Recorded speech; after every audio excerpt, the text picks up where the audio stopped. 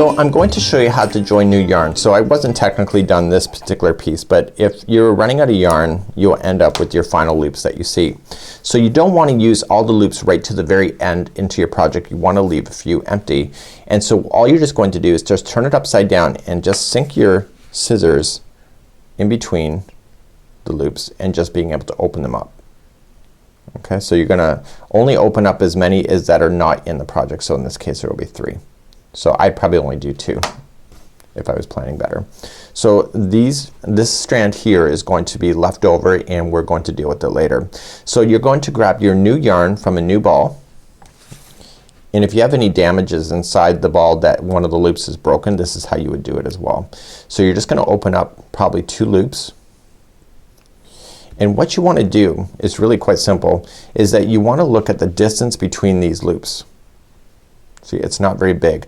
So you're just gonna take the one strand here and the other one and you're just gonna tie it together in a knot.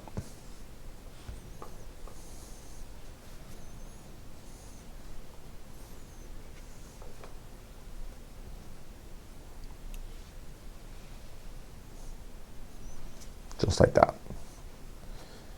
Okay, so then you can just leave this aside for now and then you can continue to do your easy knitting.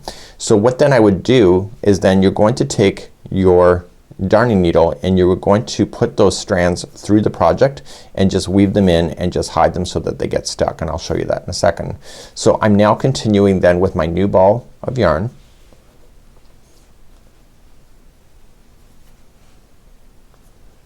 And it's like I haven't even cut it at all, so it won't even show. So what I'm gonna do then is that I'm going to just grab my darning needle and I'm gonna show you how I'm gonna get rid of these ends. So this doesn't have to be cut at the end of the line, it could be in the middle, as long as you can take your darning needle and hide that. So let's do that next.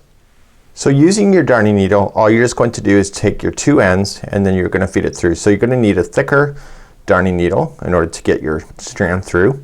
And you want to either favor one side or the other, it doesn't really matter. You can just choose.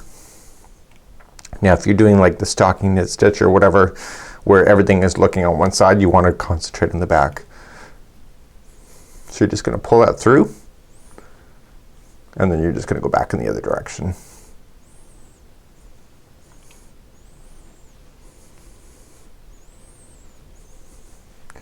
And once you're satisfied with that, I probably recommend 3 times. If you're 3 times is a charm. You want to do it so that you're not impeding any of these loops, and then you're gonna cut that right down. So you're gonna cut that right down into the project so it doesn't ever show up again.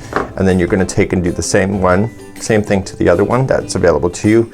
Just weave it in and out, and therefore you'll never see the stopping and starting of a yarn ball.